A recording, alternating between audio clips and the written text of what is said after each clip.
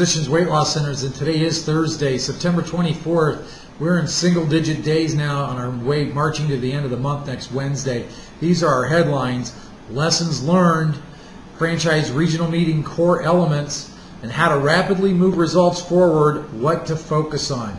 I have to tell you, I'm absolutely ecstatic about the responses and the feedback that we're getting about the meetings that were held all over the country.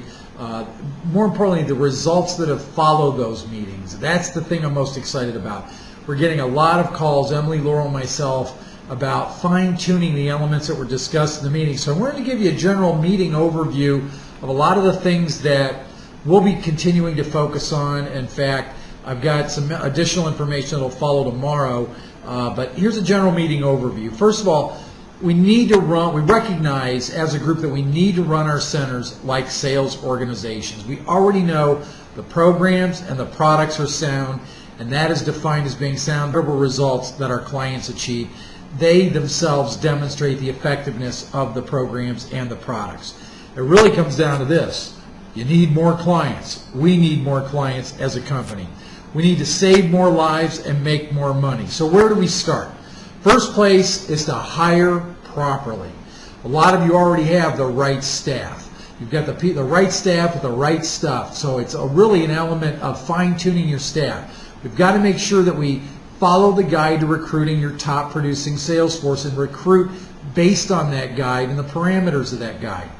Train properly. We need to make sure your staff is trained online. If they're not trained online yet, what's the reason? They don't have to do it on the clock. They can do it off the clock, but they've got to get certified online. You need to train them in the center. They need to get to a 5-day basic. And if they haven't been to 5-day basic for more than 2 or 3 years, they need to get back to a 5-day basic or get to the closest 3-day basic being held in your market.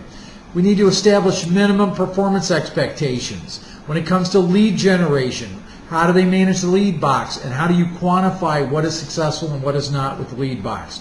Referral and referral generation, contest box and contest box placement, flyer and distributing flyers. They need to know the telephone script.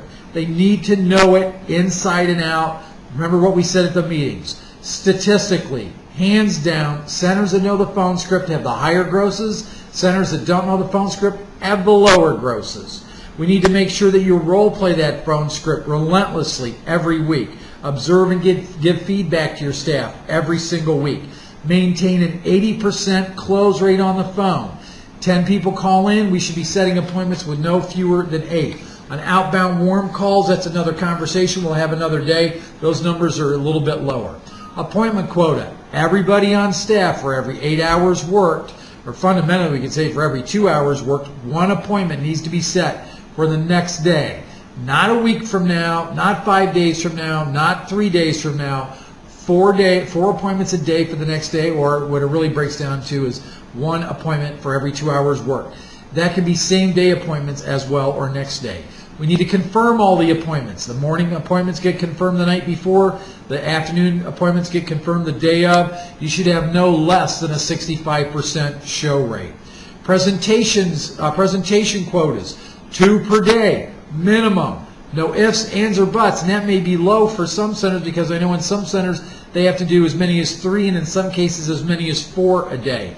Sales per day, no less than 1 sale per day based on an 8-hour work day.